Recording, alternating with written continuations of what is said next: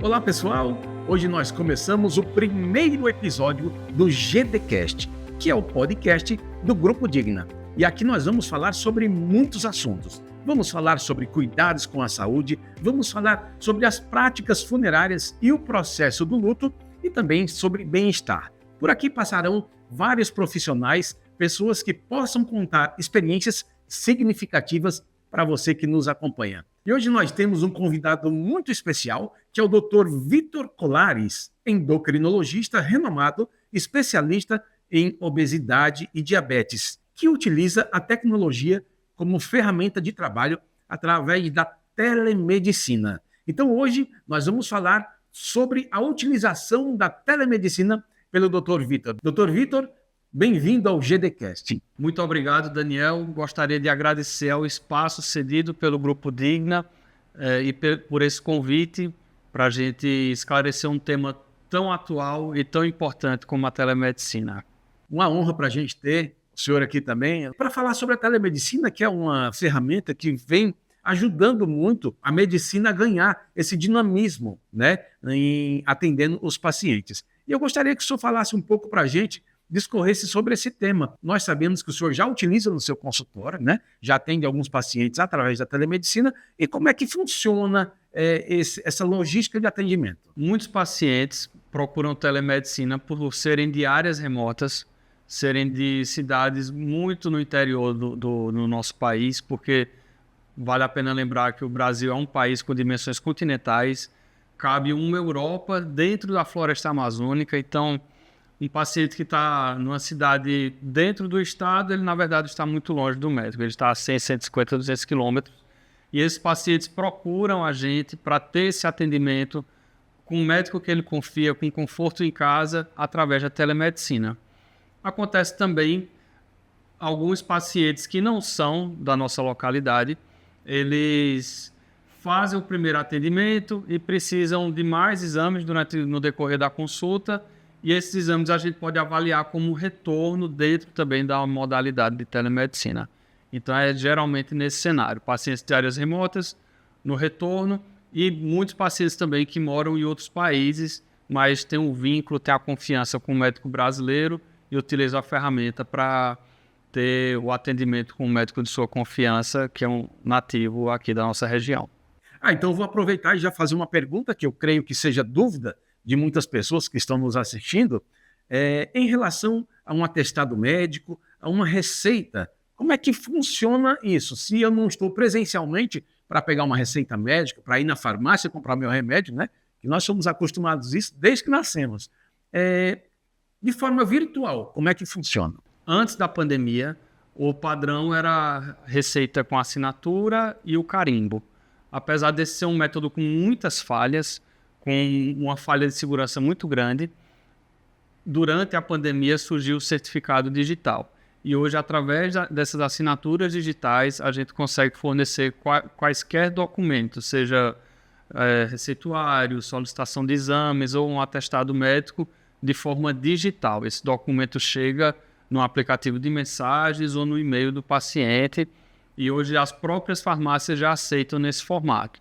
Você nem precisa mais imprimir a receita. Você chega com a receita digital, em formato PDF, e lá eles alimentam o sistema e disponibilizam o medicamento. Mais uma pergunta, Dr. Vítor. De que forma a telemedicina otimiza o atendimento aos pacientes? Muitas doenças crônicas, o paciente precisa de um acompanhamento contínuo. E eu vou trazer para uma das minhas maiores expertises, que é o diabetes. E a glicose do paciente vai variar ao longo do tempo. Ela vai subir, ela vai diminuir, vai baixar. E antigamente, há 10 anos atrás, esses pacientes ficavam sem acesso ao médico. E hoje, com a telemedicina, ele já não necessariamente a telemedicina pode ser aquela consulta padronizada através da câmera do celular do computador. Mas pode ser uma mensagem de texto, ele avisando ao médico dele: doutor, minha glicose subiu demais, está em 300, faz uma semana que ela não baixa, o que é que eu faço? E o médico, à distância, já ajusta a insulina, já pede os exames e já antecipa o retorno desse paciente. Então, essa é a grande ferramenta, a grande facilidade que a telemedicina traz. ela aproxima o médico do paciente e tanto o médico vai ter segurança de que o paciente está perto dele e vice-versa. O paciente sabe que pode contar com o médico, mesmo que ele esteja longe fisicamente, em outro estado, ou até mesmo outro país. Aproveitando o ensejo, então, da sua colocação, eu lhe pergunto, a telemedicina, ela faz com que esse atendimento médico perca um pouco a humanização ou não? Esse é um grande medo e essa é um grande entrave que os pacientes têm com a telemedicina. Porque se é uma consulta virtual através de uma tela, tem a impressão de que é uma consulta gambiarra. Eu não estou sendo examinado, logo não estou sendo consultado adequadamente. Mas o vínculo médico-paciente é algo além do toque físico. É o nível de atenção que o médico vai dar. Então, se essa atenção, se esse contato é virtual ou presencial, o paciente vai se sentir acolhido. Então, vai muito do relacionamento médico-paciente e não que tipo de plataforma eles estão usando. Se é física ou se é virtual. E ganha-se também, aproveitando o ensejo, ganha-se também uma probabilidade de você, como médico, trabalhando através da telemedicina, conseguir atender um número maior de pacientes? Sim, porque você tira aquela fila do consultório, você para de atender um paciente, imediatamente está atendendo outro. Não tem mais aquele negócio de pode entrar, enquanto sai um, chama outro, até entrar, né? Esse deslocamento ganha tempo. Exatamente. O médico pode ganhar tempo, sim, através do atendimento de telemedicina. O paciente também, é muito importante frisar, ele ganha tempo, ele ganha conforto, porque ele não vai ficar longas horas no estar médico esperando ser atendido, e otimiza o tempo das duas partes, né? E quando a gente traz isso para uma grande cidade, a gente está falando de deslocamento, uma pessoa que vai gastar 1 hora, 1 hora e meia para chegar no consultório médico. E então essa modalidade também é bastante útil para os pacientes de grandes cidades também, não só de áreas remotas como a gente fala. E, Dr. Vitor Colares, no seu dia a dia, quais são as ferramentas de telemedicina que você mais utiliza? Eu utilizo o meu próprio prontuário eletrônico, que ele me fornece uma plataforma para atender o paciente em telemedicina. Utilizo também os aplicativos de mensagem, que é por eles que eu tenho mais contato com o meu paciente, que é através desses aplicativos que eles mandam os exames, que eles tiram suas dúvidas, e eu considero isso também como telemedicina. Não só aquele tempo que ele agendou para conversar comigo, para fazer a sua consulta, mas também as dúvidas que vão apresentando, as pequenas intercorrências que vão aparecendo e a gente vai se comunicando ao decorrer do seu tratamento ao longo dos dias, semanas, meses e anos. Entendo. Existe uma preocupação hoje em dia, né, nos dias atuais, em relação à LGPD, que é a Lei Geral de Proteção de Dados. Como é que o seu consultório médico, né, a plataforma que o senhor trabalha com a telemedicina, cuida em relação à segurança dos dados, as informações desse paciente? Isso é uma pergunta muito importante porque o consultório médico, o ambiente da consulta médica é um ambiente de alto sigilo. É tão sigiloso quanto um confessionário da igreja, certo? Então, a Lei Geral de Proteção de Dados, ela garante que os dados do paciente sejam sigilosos e a plataforma que eu utilizo, ela é regulamentada pela LGPD. O paciente, quando vai fazer a sua teleconsulta, existe um termo que ele precisa assinar, que ele está ciente que aquilo é garantido por lei, inclusive o sigilo. E além dessa lei de proteção de dados voltado para o prontuário e para a consulta, os aplicativos hoje de mensagem são muito seguros. A gente vê ordens judiciais sendo despedidas e não cumpridas porque os aplicativos não têm acesso às mensagens do usuário.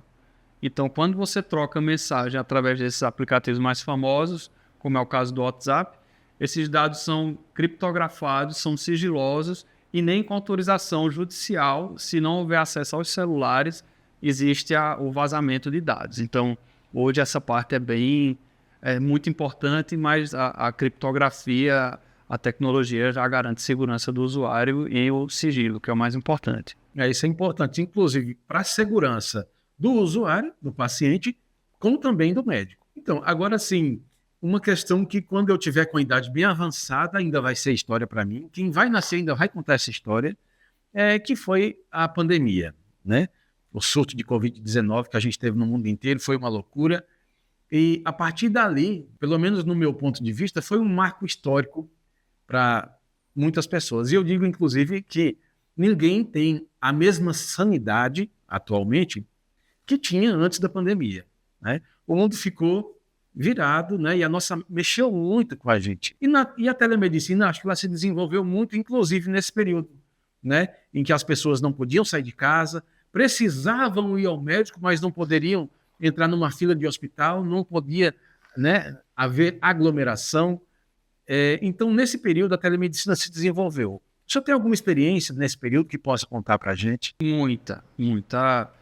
A pandemia veio aí para testar, né, toda a nossa sanidade mental, como você falou, e os primeiros 3 meses foram de lockdown absoluto, pessoas praticamente não tinham contato, era só sair para as necessidades mais básicas, para fazer feira, comprar remédios, mas em algum momento a vida tem que voltar ao normal e as pessoas começaram a procurar seus médicos em ambiente virtual de consulta. E também os nossos legisladores conseguiram regulamentar em tempo hábil a telemedicina, que até então não tinha uma regulamentação. A gente não sabia se podia fazer, se não podia fazer. A gente terminava fazendo porque antes das garantias legais, a gente tem que garantir a saúde dos nossos clientes. Então eu abria o WhatsApp, atendia o pessoal em chamada de vídeo com os exames, mas a partir do momento que as pessoas foram precisando de atendimento médico de forma virtual, a pandemia foi acelerando a implantação dessas tecnologias regulamentadas para o atendimento em telemedicina. De forma, houve um desencadeamento, né, uma aceleração nesse processo da utilização de telemedicina, que eu acho, inclusive, também que pode ter facilitado a legalização desse tipo de consulta, né? Sim, a gente fala em termos biológicos que a pandemia foi um catalisador da telemedicina. Ela acelerou uma ferramenta que já tinha tecnologia, mas a urgência de usar ela causou essa catalisação. A biologia puxou a tecnologia. Exatamente. E nesse período que o senhor já utiliza a telemedicina nas suas consultas, enfim, para atender os seus pacientes, o senhor tem alguma experiência que possa compartilhar com a gente, né? Pode ser emocionante, pode ser engraçada, pode ser, né, de necessidade mesmo, que você sentiu que tinha uma necessidade grande dessa utilização? Sim, eu atendia no interior do Rio Grande do Norte, numa cidade pequena, e não atendo mais nessa localidade. E muitos dos pacientes que criaram o vínculo comigo, eles permanecem comigo em ambiente virtual. Então faz 2 ou 3 anos que a gente não se vê mais, mas a gente mantém um vínculo. Aí está o atendimento humanizado na tecnologia. Exatamente, exatamente. E, inclusive com indicações dos parentes, dos amigos próximos, indicando, se consulta com ele, é virtual, mas vale a pena. Então achei que esse relato era interessante, dos pacientes conseguindo manter o vínculo, apesar da distância. Interessante. E eu faço mais uma pergunta, vou engajar nessa primeira pergunta. Você tem muitos pacientes de idade, né? Pessoas da terceira idade, pessoas já com mais de 60 anos também. Essas pessoas têm alguma dificuldade em utilizar essa ferramenta? A gente sabe assim que sempre tem alguém mais jovem em casa que dá um suporte, né? Mas como é que eles encaram assim? Eles estranham esse tipo de atendimento? São mais resistentes, inclusive? Não, de forma alguma. Por incrível que pareça. Eles vão ter as limitações, né, de lidar com a tecnologia, mas é sempre um padrão. É sempre um paciente mais idoso com um neto do lado, ajudando a mandar os exames, a abrir a câmera, a ver se o microfone está aberto, se ele está funcionando. Então, os pacientes mais idosos, por incrível que pareça, eles não têm resistência, eles só precisam de mais auxílio para poder usar a tecnologia direitinho. E qual é a reação desses pacientes a utilizar a telemedicina?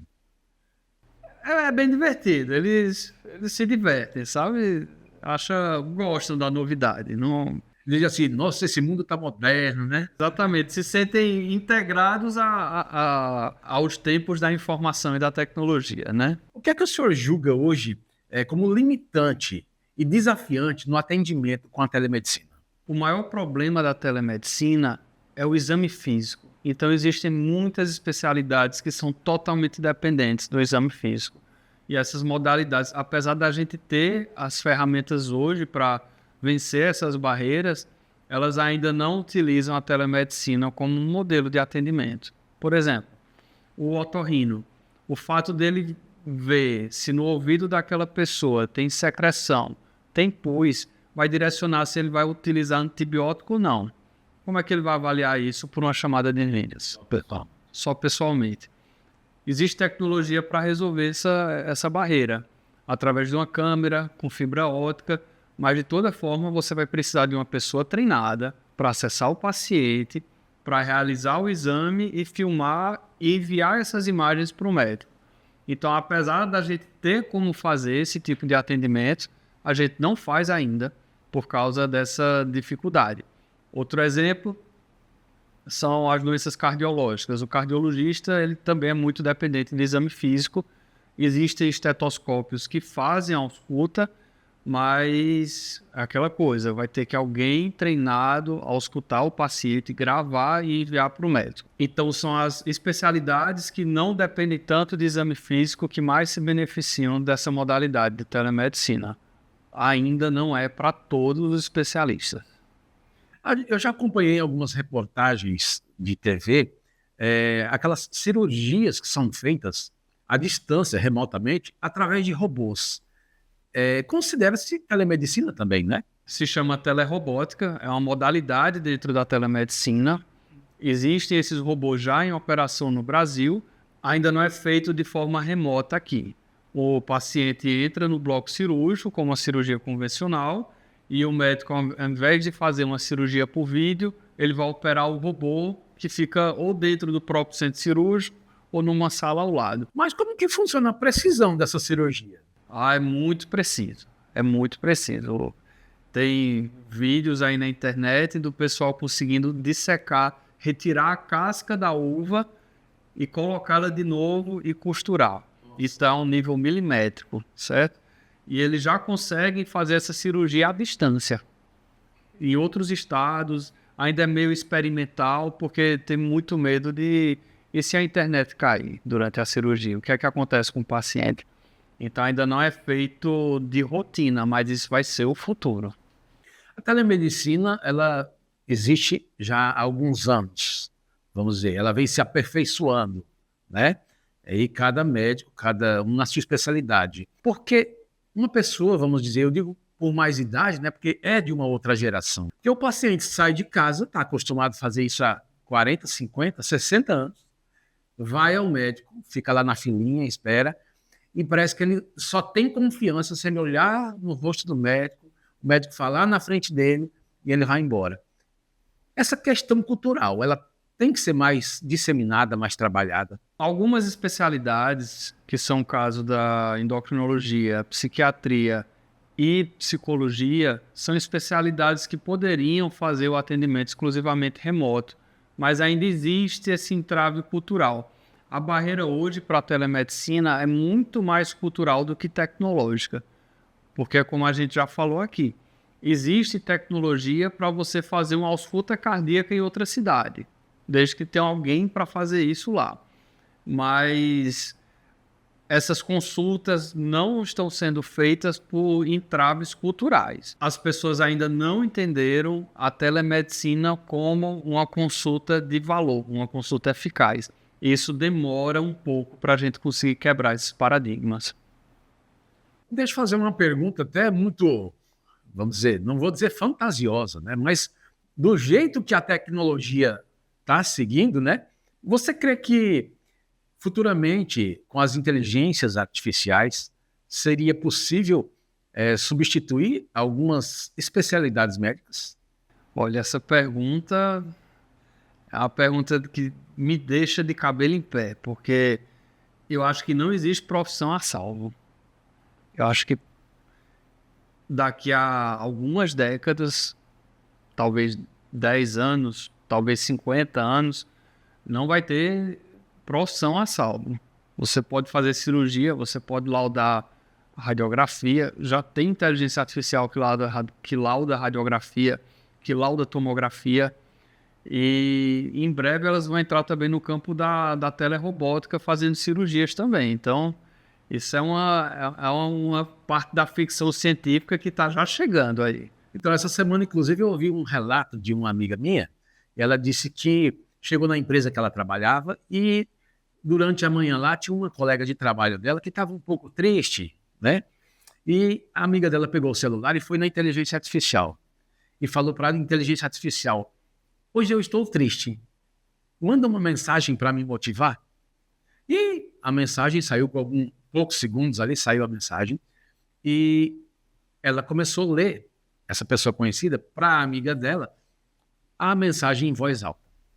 E na realidade, ela e a amiga, no fim da mensagem, começaram a chorar, porque se emocionaram com a mensagem que veio de uma inteligência artificial. E não deixa de ser, vamos dizer, uma mensagem motivacional, né, humanizada, que talvez uma psicóloga poderia falar sobre esse assunto. Essas questões virtuais também emocionam a gente, tem sua parte humanizada, sim. Doutor Vitor, gostaria que o senhor falasse um pouco para a gente sobre... eu sou um paciente, eu quero me consultar contigo. Como é que vai ser o procedimento para que eu chegue nessa consulta virtual? Aí vai depender da plataforma que o médico está utilizando, certo? A que eu utilizo, a gente gera um link, um endereço de um site que pode ser aberto em algum computador ou pelo próprio celular. Não tem a necessidade de baixar nenhum aplicativo. Então, você marca a consulta normalmente, durante a consulta aparece para mim que é uma teleconsulta, eu peço para ela gerar esse site, esse link, esse endereço, envio para você, você abre no seu celular, no seu computador e a gente começa a consulta com um simples apertar de um botão. Gostaria de te perguntar também, o que é que você falaria para os nossos ouvintes, para os nossos telespectadores, sobre a importância da telemedicina? A telemedicina não é mais o futuro, a telemedicina é o presente. É uma ferramenta extraordinária para vencer barreiras. As barreiras nem sempre estão em grandes distâncias, às vezes estão na distância, não só na distância física, está na distância temporal também. Imagina uma pessoa que mora em São Paulo que vai demorar 1 hora e meia para chegar até o seu médico. E também pode ser a distância física. Imagina uma pessoa que se encontra a 50, 100 quilômetros do consultório médico. Então, a telemedicina é uma ferramenta importante que já está presente na vida dos médicos, ainda não de uma forma, para a maior parte dos médicos, de uma forma formal, que se agenda a consulta, é feita a consulta totalmente virtual, é feita mais através de quando o paciente entra em contato para tirar dúvidas, para mostrar exames, mas é uma ferramenta que chegou, que já é o presente, já é uma realidade e a gente encurta a distância física e temporal entre o médico e o paciente. Maravilha, doutor Vitor. Olha só, nós gostaríamos de agradecer, em nome do GDcast, do Grupo Digna, a sua presença no nosso primeiro episódio. Uma honra para a gente e falar de um assunto tão importante, né? Que, como você bem disse, não é o futuro, já é presente, né? Nos nossos dias. E também para as pessoas que gostariam de entrar em contato contigo, para que você disponibilizasse os seus contatos aqui para os nossos ouvintes e telespectadores. Perfeito. Gostaria de agradecer ao Grupo Digna pelo espaço para debater um tema tão atual e tão importante como a telemedicina. Os meus contatos, eu sou mais presente no Instagram, @endocrinocolares, colares de colocar no pescoço, ou através do WhatsApp, DDD 83 98108 8118.